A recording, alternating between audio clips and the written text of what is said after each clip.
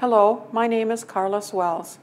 I'm pleased to present this garden-based learning program on iGrow today. Garden-based learning is popular with after-school programs, school garden projects, and 4-H projects, and I hope to share some of the national sources on gardening with you today. The young man in the picture here is truly enjoying his garden produce, and we know that when we start with young folks, teaching them about healthy foods, that they are healthier adults. The purpose of many kids' gardens are threefold. They learn about the plants and the garden, they grow and prepare a variety of vegetables, and it reinforces concept in academic subjects. And this is where schools sometimes are searching for information and resources to help with the academic connections. One of the first places that a teacher or advisor can find good information is from the National Garden Association. There are free newsletters available to subscribe to from the National Gardening Association newsletter. One is for the kids, called Kids Garden News from kidsgardening.org, and the other is called Growing Ideas for Adults from the same National Gardening Association. Whilst on that website for signing up for the newsletters, please go to the lesson and activity ideas on the kidsgardening.org. The lessons are deep and varied, and many lessons that it's almost impossible to spend just a few minutes on this website.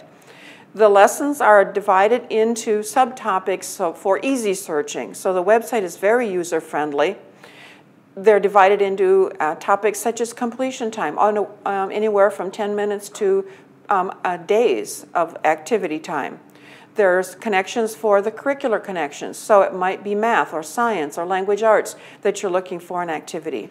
They're also identified by education standards. For example, if you wanted something on geometry, you might click on the geometry link and find 2 or 3 lesson plans suited to that education standard. They're also identified by garden type. They're a regular planted in the garden, a bed garden, or a raised bed garden, or container gardens. There are learning themes such as poetry, for example. There might be historical garden themes. And then there are 2 other subgroupings on season, by time of year, and setting. And amongst the setting ones, an example might be for handicapped or disabled youth. Another website from Extension is the Eggy Horticulture website just for kids. And this is from Texas A&M University. And this website is also extensive in its sources of information. A great link on this website is the kindergarten, and shows children and coaches children on how to be good gardeners. There's a section on nutrition in the garden, kids' activities, a rainbow of nutrition, has some recipes in it. A very unique slide set on composting for kids is available there, making it super simple for kids to do composting, a game called Simon Says in Horticulture, and then a very in-depth gardening curriculum called Junior Master Gardener, where schools can download all of the lessons and or 4-H club and have a very extensive lesson on gardening. And the Horticulture TAMU website is on the slide. Another extension resource is from Iowa State University, and this one is called Growing in the Garden. And the website will take you directly to this link, but if you do a search for Growing in the Garden, click on the Resources tab.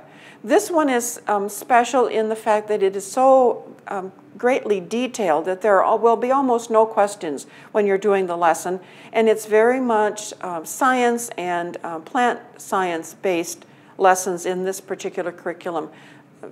Also very much prairie-based, which you'll find very interesting, I think.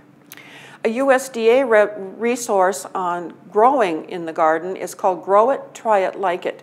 There are not a lot of resources for pre-K on this topic, and this particular one happens to be free to team nutrition schools or if you are would like to download, you can download the set. There are 7 little workbooks. Each one features activities, games, puzzles, songs, planting, how to plant the fruit or vegetable in 6 different fruits and vegetables. This one is a free download if you access it. If you have any need for garden advice on how to find resources, feel free to contact me, Karlys Wells, SDSU Extension Associate.